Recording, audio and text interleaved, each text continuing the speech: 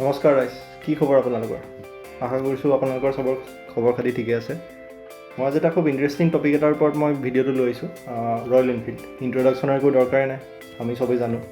হয়তো কিছুমানে নাজানিব পাৰে যে ষ্টৰিটো কি, মানে হিষ্ট্ৰীটো কি, কেতিয়া ষ্টাৰ্ট হৈছিলে, ইণ্ডিয়াত কেনেকৈ আহিলে, এই গোটেইখিনি কথা পাতিম।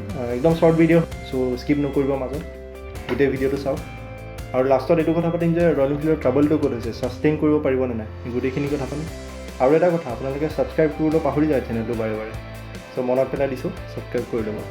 তেতিয়াহ'লে ব'লক এই ভিডিঅ'টো আৰম্ভ কৰোঁ।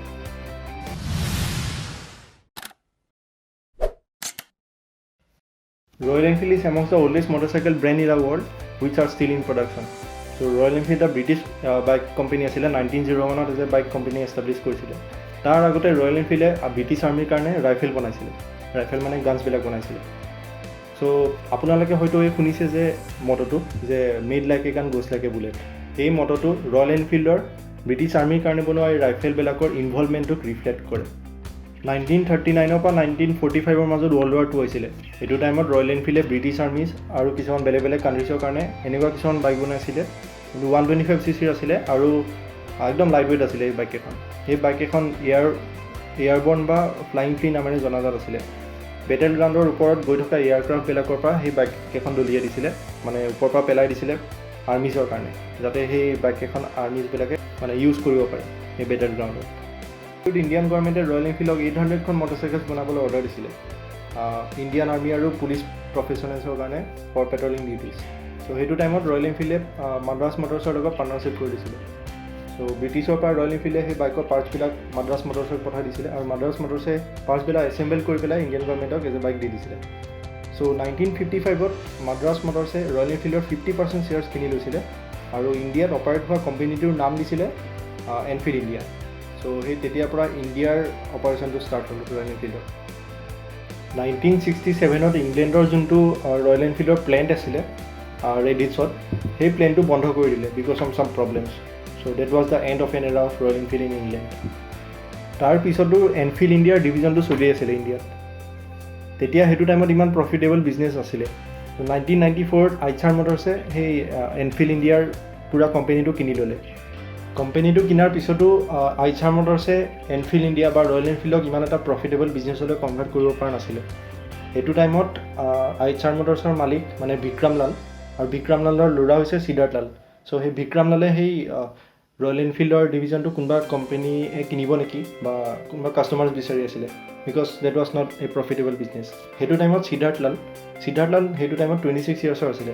ত' সিদ্ধাৰ্থ লালে বিক্ৰম লালক এটা চান্স খুজিলে যে সেই ডিভিজনটো তেখেতে চলাব পাৰিব নেকি বুলি।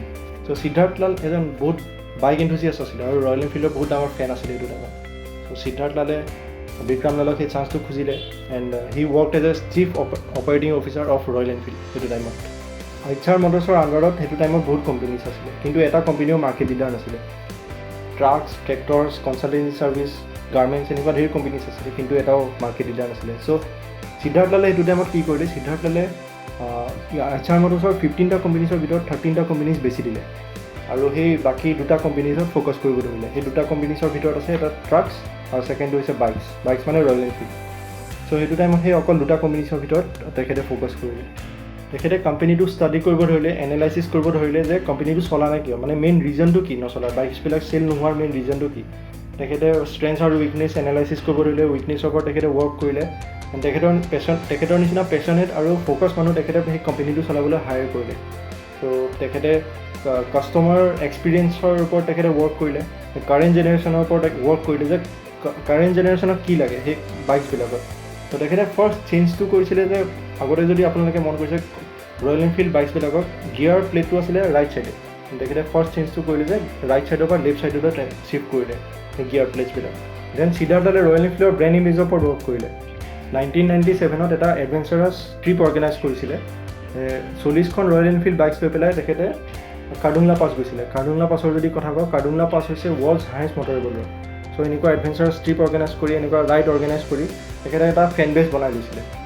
আমি ৰয়েল এনফিল্ডৰ TVS আজিলৈকে আমি দেখা নাই, TVS ৰয়েল এনফিল্ডে নিদিয়ে। এনেকুৱা ইভেণ্ট স্পনচৰ কৰে বা এডভেঞ্চাৰাছ ট্ৰিপ স্পনচৰ কৰে। চ' এনেকৈ এটা ফেন বেছ বনাই লৈছিলে। তথাপিও মানুহৰ মাজত এটা ৰয়েল এনফিল্ডৰ ওপৰত এটা ক্ৰেজ আছে and that makes the Royal Enfield different from other motorcycle brands so' এনেকৈ লাহে লাহে তেখেতলোকে এটা ফেন বেছ বনাই ল'লে দেন 2002ত থাণ্ডাৰবাৰ্ড লঞ্চ কৰিলে ইলেক্ট্ৰা লঞ্চ কৰিলে ৰয়েল এনফিল্ডে পূৰা ক্লাছিক লুকছটো মেইনটেইন কৰি ৰাখিলে কিন্তু ইঞ্জিনৰ পূৰা পাৰফৰ্মেঞ্চ পূৰা চেঞ্জ কৰি দিলে আগতকৈ মানে পূৰা টোটেলি নিউ ইঞ্জিন লৈ আহিলে চ' তেনেকৈ ৰয়েল এনফিল্ডৰ এটা ছাকচেছ হ'বলৈ ধৰিলে মানুহে গম পালে যে ৰয়েল এনফিল্ড কি হয় এটা পাৱাৰফুল আৰু এডভেঞ্চাৰাছ বাইক বুলি আমি ৰয়েল এনফিল্ডক চিনি পাওঁ then royal Enfield 350 to 700cc ছেগমেণ্টৰ market leader হ'ল চ' আইচাৰ মটৰ্ছৰ যদি কথা কওঁ আইচাৰ মটৰ্ছ 2003ত 80 rupeesত ট্ৰেড কৰি আছিলে শ্বেয়াৰ প্ৰাইচৰ কথা কৈছোঁ মই and at present Eicher মটৰ্ছৰ share price হৈছে 13,500 চ' এনেকৈ ৰয়েল এনফিল্ডে ছাকচেছটো পালে চ' আমি এতিয়া লাষ্ট পইণ্টটোত আহিছোঁ যে ৰয়েল এনফিল্ডৰ ট্ৰাবল ক'ত আহিছে চ' কেইদিনমান আগলৈকে ৰয়েল এনফিল্ডৰ 350 to 700ৰ ছেগমেণ্টত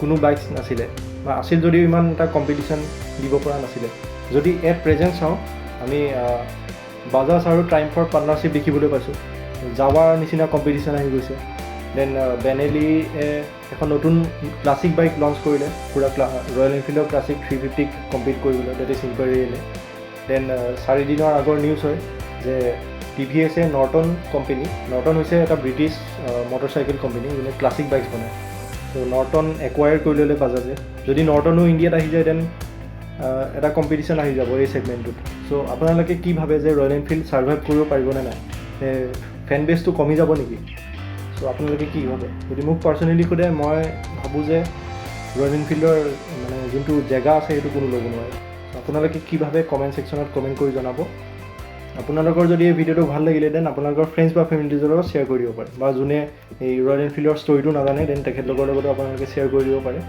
আৰু এটা যদি ভাল লাগিলে সঁচাকৈ লাইক এটা দিবলৈ নাপাহৰিব এণ্ড ছাবস্ক্ৰাইব কৰিবলৈ নাপাহৰিব মই আগতেও কৈছোঁ ছাবস্ক্ৰাইব কৰি দিব ধন্যবাদ